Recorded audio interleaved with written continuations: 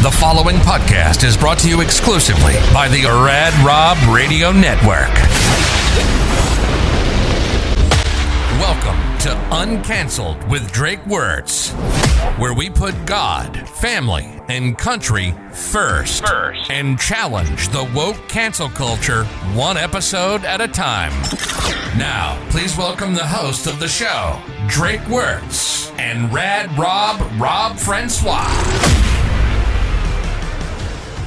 Hey guys, welcome back to Uncanceled with Drake Wuertz. I'm your host, Rad Rob Francois. We hope everybody's doing well all around the world, and thank you for being here. It is day 5 of the 2022 Rad Rumble Week.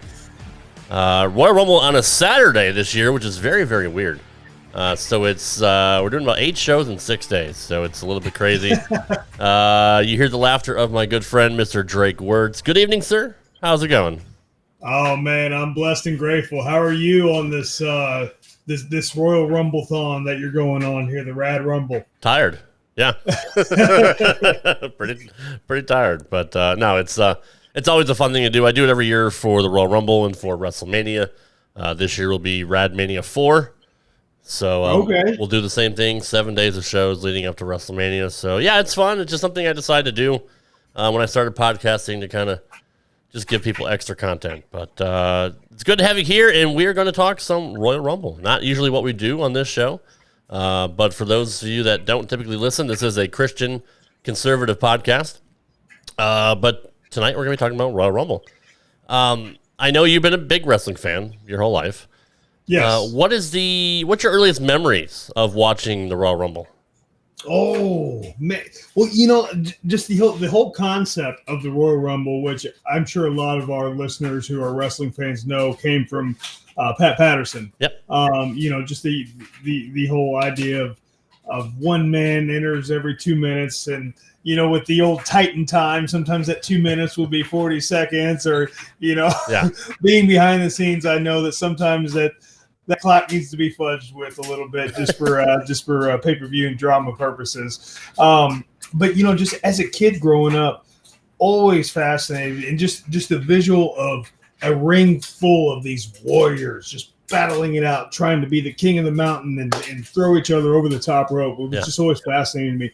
My earliest memories of a Royal Rumble, you know, it has to be one that is vivid to me is the 1992 Royal Rumble, which a lot of people would say is the greatest Royal Rumble in history. Yep. If you look at the star power, that's unmatched. There was never a Rumble where so many Hall of Famers and you know top name talent were in one match. I mean, my goodness, you had Hogan, you had Flair, you had Sid, Undertaker.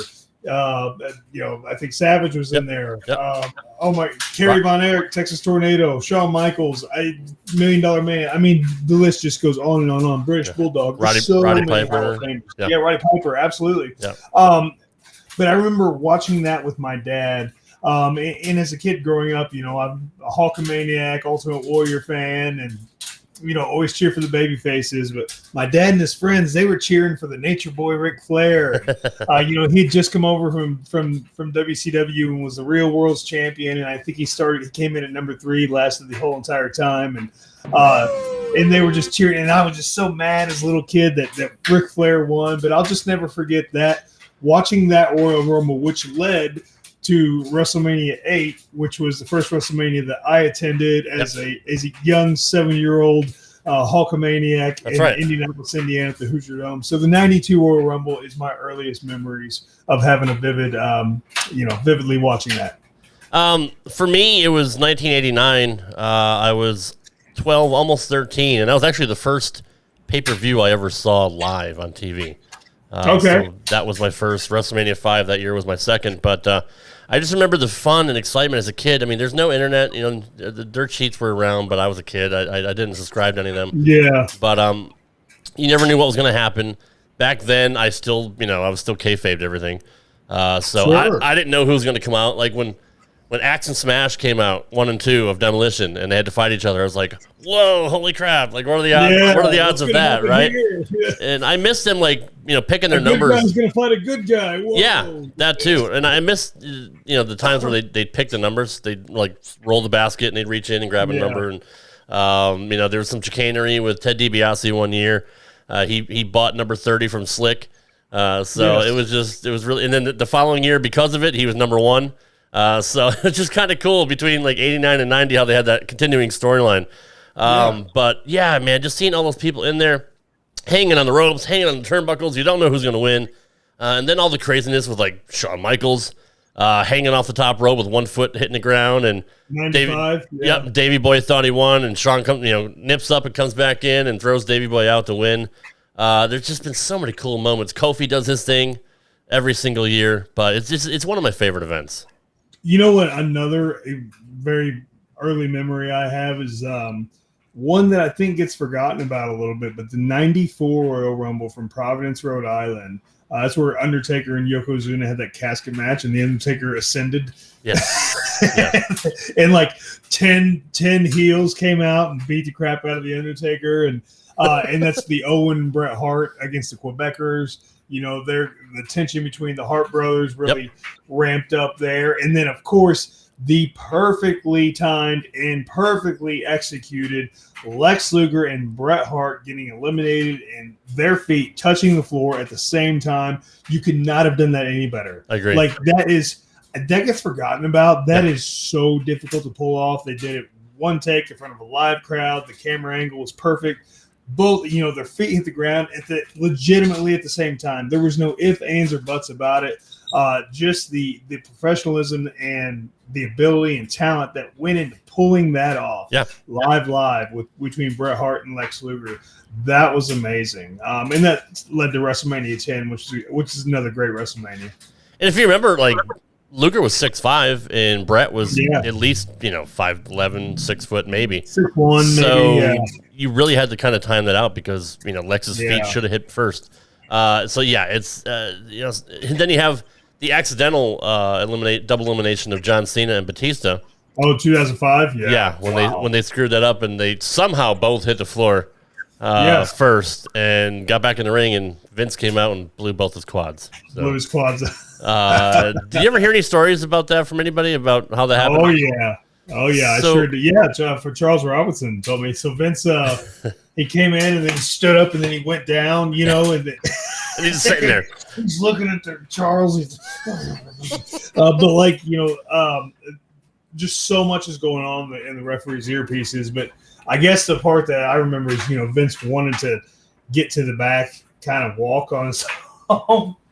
And then he got to the back and then he just fell to the ground and just screamed in agonizing, excruciating pain. So yeah, we were watching it when Hooters used to show the pay-per-views for free. I remember that. Yeah. My wife and I went there and had some wings and were watching the pay-per-view, and Vince comes out and hits the ring, and then he's just sitting there. And like, why is Vince McMahon just sitting on his butt in the ring? Like, we couldn't figure it out. Nobody else in the restaurant could figure it out. Come to find out later on what happened. I heard he blew his first quad to hit in the ring, but then he blew his second quad out in the back. Did you hear anything to that? Or that's kind of the I wouldn't doubt it. And then obviously he told Triple H, I blew both quads and I got back before you did. So it's like always a competition with Vince. But I was at the 2003 Royal Rumble in Boston, where Brock Lesnar won, and I remember Kurt Angle and Chris Benoit having an amazing submission match that got standing O from the crowd after the match. Those two just tore the house down. I think that was the year that Shawn Michaels said he wanted to enter first. He got in first. Jericho was supposed to be 2, but Christian dressed up as Jericho. And then the real Jericho came in from the crowd and threw Shawn Michaels out. So that was it was kind of a really cool event to go to. And I've been to all the big, I guess they used to call the big 3, Royal Rumble, WrestleMania, or big 4, WrestleMania, Survivor Series, and SummerSlam. I've had the opportunity to go to all 4 of those. Did you attend any Royal Rumbles backstage as personnel? Yes, absolutely. The Royal Rumble in 2016 was the first one. that I was a part of, kind of as personnel. That was actually in Orlando. Came earlier that day, just kind of a runner running around, a gopher, so to speak. Hey, they need you here. Hey, they need you here. Oh, hey, knocking somebody's bus. And that's actually when AJ Styles debuted with the company. He had appeared at Ring of Honor the night before, and I'll never forget just the reaction of when his graphic popped up on the Titantron. Folks just went absolutely bananas. Yeah. So that was really cool. That night, Kevin Owens and Dean Ambrose had a really awesome street fight as well. Yep.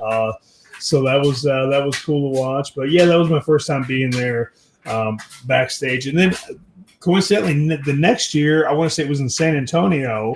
I was there backstage as well. NXT had takeover at the takeover in San Antonio the night before.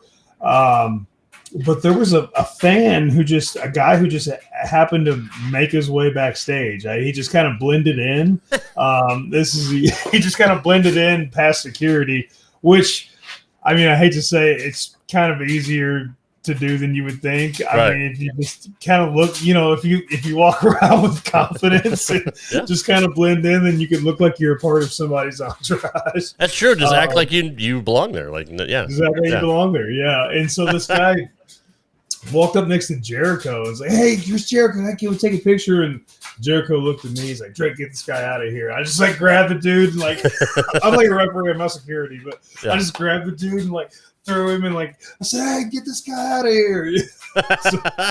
So I was like, "Oh, shoot, Jericho's telling me to throw this guy out. I better get on it fast." Yeah. So he blew his cover and marked out. See, that's what happens with the fans. Yeah, man. he did. He couldn't help himself. Contain it. Yeah. He saw Chris Jericho and he could not contain it. He could not. Yeah. Well, if I was him, I'd probably do the same thing as well. I mean, it's Chris Jericho for crying out loud. So I mean, what was a typical day like there? Like, when did you have to report? You said your duties were kind of go for ring crew for Royal Rumble. Usually on pay-per-views, a lot of time setup is the day before. Mm-hmm. They'll have a set day, but sometimes it's you come in from a live event and you're there. I've had to be there as early as 5 a.m. before. Wow. For the build, because they got to build the lights, trusses, all that stuff, and then you have X amount of time to build the ring real quick with the stagehands. You get the ring up. It's 11 canvases sometimes that they put on there. Yeah. And so, then you're done about 11 call time. Usually it'd be about, 12 or 1 o'clock for the talent. You get something to eat, talent comes in, and then it's just all out rehearsal all day. You're on the walkie-talkie. Hey guys, we need Titus O'Neil ringside ASAP, or hey, go get Trish Stratus. Tell so-and-so we need him over in medical. You know what I mean? It's just, you just go, get some catering, get some food real quick. Then you're rehearsing your match that you're involved in. If there's any kind of other duties that you need to go, and then about an hour before doors open or when doors open, get dressed, and then you're ready to do the show. Did you have the opportunity to be at ringside at all, or be like an outside ref? You know what? For the Rumble, that's the one thing I did not get to do. No, I did not. I ran out and helped. They had me. Because I did some timing at the Rumble. Yeah, I did, and then they needed extra referees to help get somebody. It was the Rumble the year that Nia Jax was in the men's match. Okay, and she got that one. They needed us to help Randy Orton in the back or something like that, to help somebody in the back. Rollins, I can't remember who it was, but they had us run out there. But that was a long run. It was kind of cool just to take that long run out there. But no, my duties were always whatever the NXT TakeOver event was that weekend. But I got to be in the presence quite a bit, so that's pretty cool. And obviously, the Rumble that in 17 in the Alamo at San Antonio, that was pretty awesome. That was really awesome. I'm trying to think of who won that year. It all blends together for me at this point. Was it Roman? Maybe. It might have. No.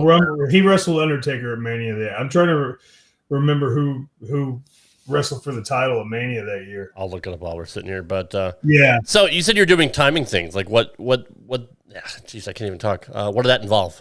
Like what did you specifically have to do? The headset, and that's when I was training to do the television timing. Mm-hmm. the gorilla position. Yeah. So I was just shadowing, doing that there, and learning, how to give times, how to communicate from the truck to the referee, and make sure everything's ran in a timely manner. It's timing live television. You're a producer, making sure the show gets off the air in time, kind of timing out the matches. You're the command center for the whole entire operation. Randy Orton eliminated Roman Reigns to win that one. Yeah. And you're right. That was in San Antonio. So who did Randy fight that year? That would have been WrestleMania 33, which was in Orlando. Oh, he wrestled Bray Wyatt that year. That's right. Was that the year they had like the weird, like worms all over the ring, like the special? Wow, whose idea was it? That had to be a Kevin Dunn deal, or yes, that was weird, right? Yes, yeah. So NXT Takeover would always be the same weekend the last several years. What are your best memories of those? What did you have for referee duties? What were your big matches? Anything that sticks out in your mind? Yeah. My goodness. The one that sticks out the most to me would have been the Rumble. It was in Philadelphia, 2018. I randomly remember years, but 2018, we had Takeover the night before at the Wells Fargo Center, and Johnny Gargano versus Andrade. Oh wow! Yeah. That was a banger. I was main event. I was fortunate to have that match. I mean, just an absolute incredible classic. Not, take it for what it's worth for, whoever kind of, takes stock in these kind of ratings. But Meltzer did give that a 5-star rating, and it was a great match. Just everything was right. I loved working with Andrade, loved working with Johnny, always had great chemistry with those guys, and that match was incredible. That really stuck out to me. That stuck out to me quite a bit. My goodness, the takeover that we did in San Antonio, that was really cool as well. But that Johnny Gargano Andrade match, that really stuck out. That's one of my favorite matches I ever had in my whole entire career. Yeah, I don't understand the what went wrong with Andrade. I mean, that guy had superstar written all over him. His run in NXT was awesome. Yeah, it was. His run in NXT was incredible. He was a great champion. Really good champion. And then really great champion. Yeah. But main roster how many times have you heard that? Oh, his run in NXT. No, I agree. Yeah. Do you think it's because he can't cut a promo because he wasn't speaking English very well? Because Vince isn't very high on people that can't cut promos. He had Zelina though. Zelina was. I mean, true. Him and Zelina as a package, they were awesome. They were great. Yeah, she would cheat behind the referee's back and stuff like that. No, they were amazing. They were very good. I don't know why they split them up. And AEW has done nothing with him really, and it's just I drop in and out, but he's just kind of in the middle of the card there too, right? Pretty much all the recent signings have been. I don't know if Tony's just trying to play keep away from everybody else. I don't get it, dude. Like, there's such lackluster booking in AEW right now. I don't understand it. There was the Rumble, the year of 2019. I'm trying to think where that was. It was at Phoenix, Arizona, maybe. Yes, it was. Yeah, Phoenix, Arizona. Yeah, I remember that was awesome because we had access there. Like it was like a WrestleMania access, but we had it for the Rumble. And so, several days throughout that week, we were doing shows at 8, 9 in the morning at Access, and then we had the big takeover matches. That was really cool. That takeover in Phoenix was awesome. Yeah, man. Everything was centralized right there too. The convention center, the baseball stadium, the arena for takeover. So no, that was incredible. I believe Seth Rollins won that Rumble, and I think did Becky win? Yeah, Becky eliminated Charlotte. I think that's when Becky pretended to have a knee injury, possibly. Yeah.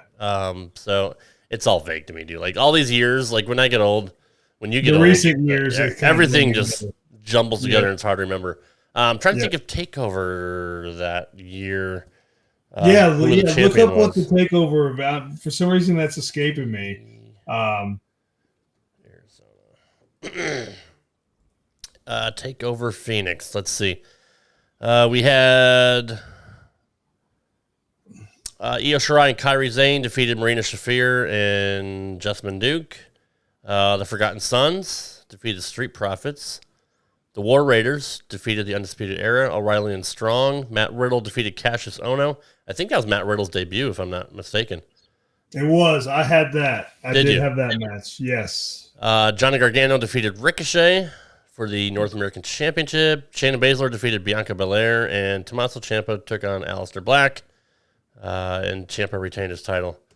So yeah, that's Yeah, I had the Cassius Ohno and Riddle, and then I had the War Raider, Viking Raiders, whatever they were calling versus Undisputed Era. Yeah. So. Yeah, I really loved the War Raiders in NXT, and then they just made it kind of a comedy act on the main roster. But again, Vince just doesn't know what to do with the stars. The following year, we actually this was January 2020, obviously 2 months before the whole world shut down. Yep. But we had the Worlds Collide pay-per-view that was in Houston that same weekend as the Rumble. Day before, if I'm not mistaken. Yep, that's right. That was a sweet show. That was really awesome and an incredible memory of mine. It was because I had the Imperium versus the Undisputed Era, eight-man tag. Yep. Very, very early on in the match, Alexander Wolf gets knocked out cold. I remember that. Yes. Knocked out cold, and so and I noticed pretty much right away. And so I got his shoulder up, and then, Bobby Fish, who was in the ring with him, did not realize what was going on. So I stopped Bobby and got Bobby back. Yep. And then, I had my microphone on. So I flipped my mic on and said, hey, Alexander Wolf is done. We need a doctor out here now.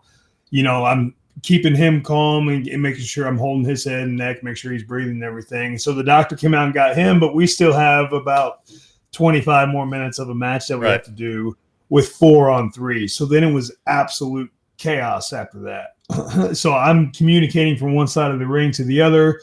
They're communicating a lot of stuff to me. Some stuff has happened to happen on the fly. And, it's up to the referee at that point to kind of keep everything cool, keep everything collected, keep everything connected. Ended up getting the match finished and everything. But I'll never forget, Rob, after that, like when I got to the back, Triple H came up to me and made a point to take his headset off and come over to me. And he said, Thank you for keeping that together out there. There were a few times that he did that, and I thought that was really cool. And then Kyle O'Reilly made it a big point also in front of Triple H to say, hey, Drake was the glue that held that together out there. He was amazing. We could not have done that without him. So I thought that was really awesome as well. It was one of my fondest memories. It was unfortunate that Alexander Wolf got hurt. No kidding. But it wasn't a serious injury. He recovered. Everything was all good. So. But yeah, that was a pretty cool memory, that Worlds Collide pay-per-view that we did. That last 2 months before the pandemic set in, there were some really sweet matches. Like January and February of 2020, there were some good TVs going into what was going to be that WrestleMania that year. So NXT had some really good stuff going on as well. We did a takeover in Portland in February, the month before. That whole time, it's something that could be encapsulated in a book. Just because that January, February, and then March, everything closed down. Now we're having TVs at an empty performance center. Dude. It was. I'm glad I got to be a part of it to live through it, but man, it was the beginning of the end. Yeah, I never asked you about that. How was that with the empty arenas? How strange was that? I reffed the first match of the WWE COVID era. It was March the 13th, March 13th, 2020. So it's kind of a funny note, and this isn't necessarily Royal Rumble related, so I apologize for kind of going off track here, but it's kind of cool because in a roundabout way, it's connected with the Royal Rumble and WrestleMania. So that Wednesday, March 11th, I want to say it was NXT. We had a live fan appreciation night at the Performance Center. we'd heard about this COVID stuff, right? But we got a packed performance center going on, TV going on that night. As the show we're in the last like 30 minutes of the show, we get word because SmackDown was going to be at the Little Caesars Arena in Detroit on Friday. So I remember these details. They were going to be at the Little Caesars Arena on that Friday in Detroit. We get word from production, Little Caesars Arena has canceled SmackDown on Friday. It's canceled. Like everybody's like, whoa, the arena canceled? Like, they canceled SmackDown? Like, what are we going to do? And then we got word from production, we're going to do SmackDown on Friday at the Performance Center. We're like, oh, snap. And so, like, I went to Triple H and Matt Bloom. I said, hey, like, we, with the ring here, we got plenty of tape. We can make the ropes blue. We can, I know we might not be able to get trucks down here. Like, we didn't know what was going on in the world. Right. We'll make this look as much like SmackDown with what we have here. So, yeah, okay, cool. Thank you. And then I remember the next morning, we came in, we made the ropes blue like SmackDown, and then the following day we get word, okay, SmackDown's going to be here, but there's not going to be any fans, like no fans whatsoever, and then they're not flying; they're only flying in talent that needed to be there, right. And so we would tape 205 Live before SmackDown during that time. And so I ref the 10-man tag on 205 Live. It was the first match that happened. Nobody in the arena except the crew, and John Cena was watching it by the wall. And it was so, that first time we did it, it was so crazy. Yeah. Because, obviously you've heard it ad nauseum, how much wrestling goes off of adrenaline. And for referees too, when we slide down for that big false finish, when the crowd's right there with you, the way I like to explain it is, if we're making music, if pro wrestling is music, the commentators, they lay the lyrics, the wrestlers, they're making the music, making the beats, and the referee is kind of like the composer. Yeah. You know what I mean? They're making the flow go together. And so when we're there, 1, 2, like the crowd's right there, we feed off of that too. It's kind of cool. Yeah. And so when that's not there, and then just communicating in an incognito way is a lot more right. Yeah. When there's no crowd noise. So it was just, everything hurts a little more for the talent. But and dude, look, honestly, we thought it was going to be a 1 or 2 week thing. You know what I mean? At the time, we're like, yes, okay. I remember like guys were walking through, like afraid to shake each other's hands. Like that's when everybody was doing the elbow thing. Yep. And then, dude, and I got to tell you, during the first, I'd say March, April. I'd say the first 2 months of during that whole time, like WWE, they were not selling for it at all. Like no masks, nothing like that. Like there was no kind of enforcing. Like they were trying to get more people in there. And you know what the protocols was early on, dude? You go in and they take your temperature and you sign off saying you feel okay. That was the protocols early on. I mean, it was just like, it was no big deal. It's like, okay, we don't have to travel. We're just going to do TV here. They're going to take our temperature. Like there was no testing, nothing like that. It was just like, hey, let's take your temperature and like, have you left the country lately? Okay, great. All right, cool. You're good to go. Like that's all it was. Yeah. And then all of a sudden, one person tested positive, and then everything just changed. Everything changed. Then it was testing multiple times a week, and then it was mandatory masks and mandatory contact tracing, and don't be in any crowds outside of work. This, that, and the other. So that's when everything changed. But the first couple months, dude, like they weren't selling for it at all. Like it. And I remember reading about that, and it's like, okay, that does make sense given the fact that and I got to tell you, and like everybody thinks I'm like this big huge like. I'm not sure how you were in March and April of 2020, but like the first couple of weeks, dude, I remember I wore like an N95 mask and gloves. Like I didn't like the first like week or two, you know what I mean? And then like once after Easter had passed and I realized, okay, this isn't what everybody's making. Like, you know what I mean? That's when I realized, okay, this is stupid. But like the first like week or two, everybody's like, yeah, wear a mask. And like I wore the gloves and everything. And like I remember Mark Carano was like, you look like you're going to rob a damn bank. What's wrong with you? I'm actually more extreme than you. I said screw it. I'm not doing anything. I don't. Yeah. If I go, I go. If it's my time, it's my time. For like a week or two, like I was about, and then all of a sudden I was like, okay, this is a big gimmick. Yeah. I remember Jordan Devlin got stuck overseas. He was the cruiserweight champion. He wasn't able to come back, so they had to have an interim tournament to see who the champion was going to be. There's a lot of guys that got stuck overseas that couldn't come back. Walter, some guys had made it over here, and then they had to fly back real quick before travel got shut down again. Yeah, it was just a weird time, and it was weird as a fan just watching these events and Raws and SmackDowns and NXTs with nobody there. And then they had plants in the crowd. I'm assuming they were plants. Supposedly there were fans in the crowd, but when they were all like standing around, like that was students. There were students. Okay, that's what I thought. But that was weird too, man. Dude, those were long tapings. They I bet multiple weeks of Raw, multiple weeks of SmackDown. Yeah. Whose bright idea was that? Pardon? Whose bright idea was that? What? Come on, pal. Yeah, that's what I figured. It was just awkward watching these people stand with like their wrestlers merch on and stuff like that, and just standing over their masks. And if something went wrong, they would stop everything because it wasn't live a lot of times. So Vince had the opportunity to make it perfect, and so he would stop, redo something. You know what I mean? It was wild. I always said it was like COVID was Vince McMahon's dream. Like other than like losing money, not touring and all that, but like he was able to have the cinematic matches, and we know how over the top and just how Vince is.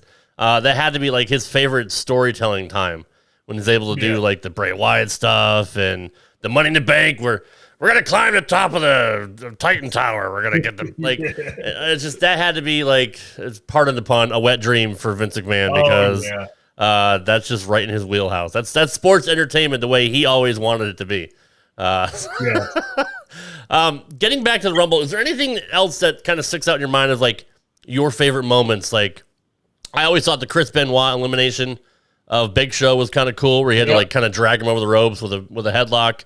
John Cena's surprise return after his neck injury. I don't think anybody expected him to be there at MSG. Anything else that kind of it's a fan that sticks out in your mind?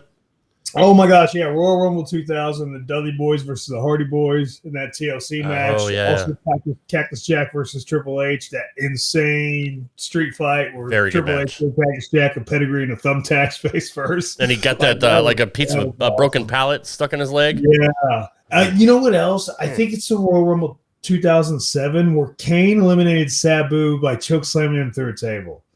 That was really cool. Like that, that was really awesome. I enjoyed that. Oh my goodness gracious! And Shawn Michaels in '95. You know what I mean? Doing going the distance, doing the having one foot up at the end, and then coming back in and blasting British Bulldog over. Like I'll never forget watching that live. Like that was really cool, Royal Rumble. That was really cool. I was a big huge Shawn Michaels fan. He was my favorite. So when he won that first Rumble, I was like, I didn't care if he's a bad guy or not. I was just a super Shawn Michaels fan. Of course, Steve Austin's he won 3 Royal Rumbles. Of course, Steve Austin's 1997 Royal Rumble at the Alamo Dome, just that great run that he went on. No, man, it's just there's so many. There were so many. It's a tent pole event. You know what I mean? It's just one of the events that everybody looks forward to. Even if you're not a full-time fan, you want to tune in for the Royal Rumble. Which I always do, because I've told you I can't watch the weekly product anymore because it's just so bad. But I always look forward to WrestleMania, SummerSlam, Royal Rumble. I watch most pay-per-views, and I'll watch clips on YouTube to kind of catch up on things I left off. But I'm really looking forward to this year's Rumble with Brock Lesnar taking on Bobby Lashley. We got Roman Reigns taking on Seth Rollins. Any predictions going forward? Anything you've heard? No. Just make a guess. It's going to be great matches. Yeah. Any idea who might win the Rumble, you think? No. Who do you think is going to be like the surprise entrance? I think there's going to be a few. And we know Mickie James is going to be in the Women's Rumble, and there's a whole big thing about the Forbidden Door, and she's an Impact Knockout superstar, and she's allowed to be in the Rumble this year. But so everyone thinks, maybe we'll get, AEW guys in here. Maybe we'll get MLW guys. I don't know. I don't know who's going to be surprised. I heard The big rumor today is that Mark Calloway, the Undertaker, will be there. They don't know in what capacity. But you never know if you hear that gong go off, and you never know. You never know, dude. He never really officially retired, right? I mean, he did. He had a send off at Survivor Series during the pandemic, and there was nobody there, and it was the weirdest thing ever. And I think a guy like that deserves a little bit more pomp and circumstance. Yeah, that was at the Thunderdome, right? Yeah, it was a Thunderdome. Yeah. Undertaker faded off in the distance with nobody there. Just very, very weird. So yeah, he's there. I don't know. You never know who's going to show up. They usually have a couple older stars that come back that may not have been there before, in a long time. Who knows? Maybe RVD will show up. I mean, they always have like those nice nostalgia things. What about Chris Masters? Let's get Chris Masters. Dude, have you seen him lately? He looks good. Like he is just built like a brick house, man. I'm telling you.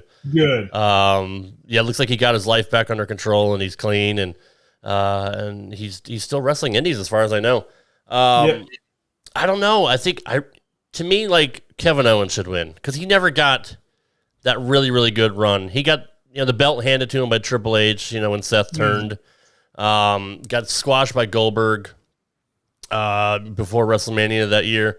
So I would like to reward him for re-signing. I would give him the shot at winning. But I bet he signed a sweet deal. I bet he did. Him and Sammy both re-signed, which is cool. People thought they're going to go to AEW, but Vince rewards people when they're loyal. So you never know what might happen there. But no matter what, I'm waiting to see what Kofi does this year because what hasn't he done yet? He always has to have one spot where he doesn't get eliminated.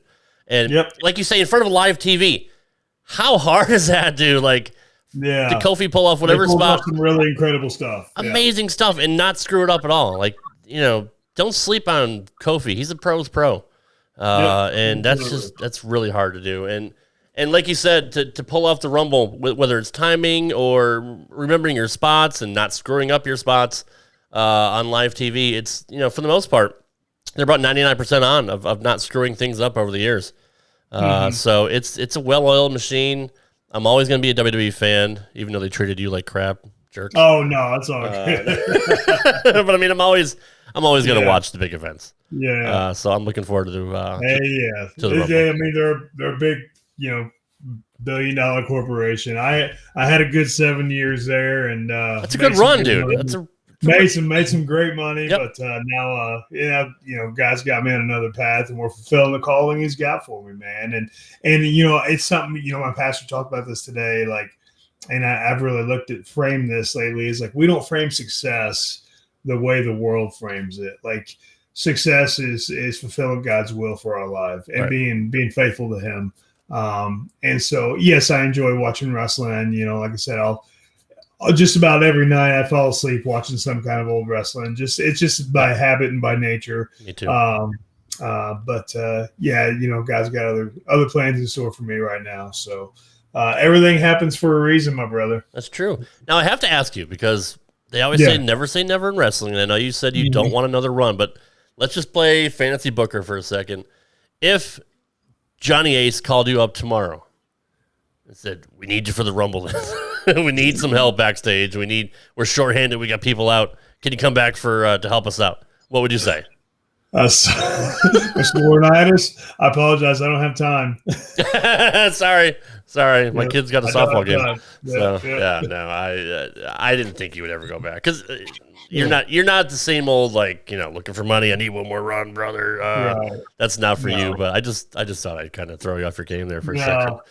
I wouldn't ever put out of the question doing another death match someday. I mean, I would never. But true, I would never put that out of the question. True. Well, I mean, Terry Funk retired 35 times, so I mean, exactly. Well, I mean, you still got your health, right? Like you've done some crazy stuff in your career, and it's you're lucky that you can still walk. I assume you feel good every day. You don't have any. Great. Yeah, you don't have any lingering issues or injuries from all those. I mean, some back issues from all those concrete bumps. I bet, yeah. Other than that, I'm good, man. I took hundreds and hundreds of unprotected chair shots too. I know. everything that WWE tells you not to do. Yeah. I did. Are you going to write a book when it's all said and done, do you think, before you forget all your memories? Man, I don't know. But yeah, if I got time.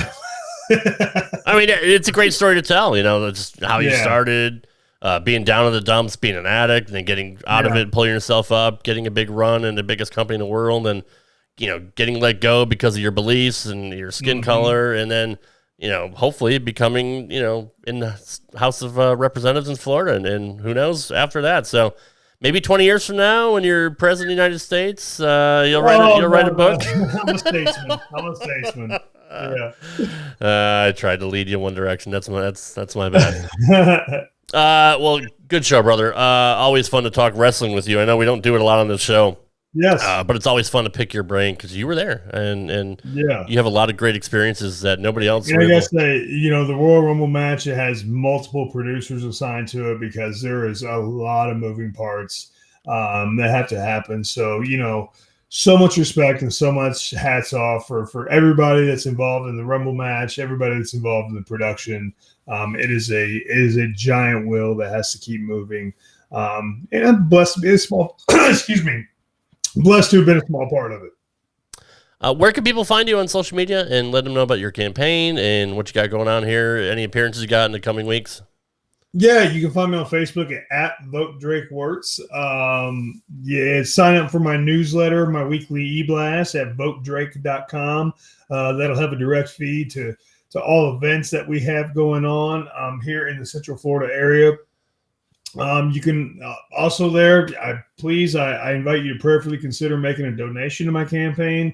It's campaign season, hot and heavy right now. So we need to get yard signs. We need to make sure we're keeping the lights on in the campaign office, and paying for campaign consultants and all that stuff that all that not fun stuff that comes with running for office. Yeah. And so I'd highly appreciate a donation of any size to the campaign.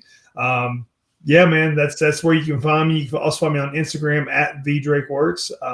And yeah, this is fantastic. I'm glad to have been a part of the Rad Rumble. Yes, sir.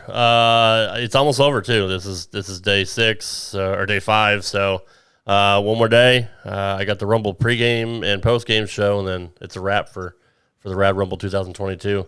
One more question about your campaign. It's a lot to do, and I know you have a lot of great people around you. But I mean, are you ready? Are you ready? Yeah. Are you ready to make that run and grab that brass ring? We're going for it, man. We're going for it.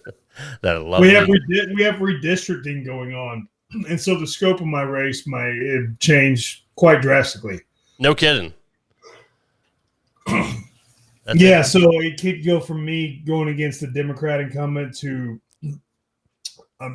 having a more conservative district, but going against an establishment rhino Republican.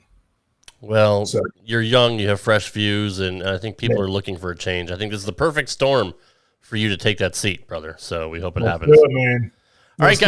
All right, guys. That's another edition of Uncanceled with Drake Wuertz. Hope you enjoyed this show, and I hope you enjoyed everything else that I put out this week. I do it all for you guys to entertain y'all, and it's always a passion project of mine. So thank you for all your support this week, and we will be back here, Drake and I, for another edition, back on the regular schedule and the regular platform of Uncanceled next week. Take care, guys.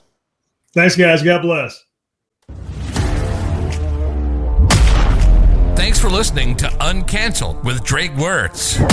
You can follow the show on Twitter and Instagram at UncanceledPod. You can also send us an email at uncanceledpodcast@gmail.com. You've been listening to Uncanceled with Drake Wuertz right here on the Rad Rob Radio Network.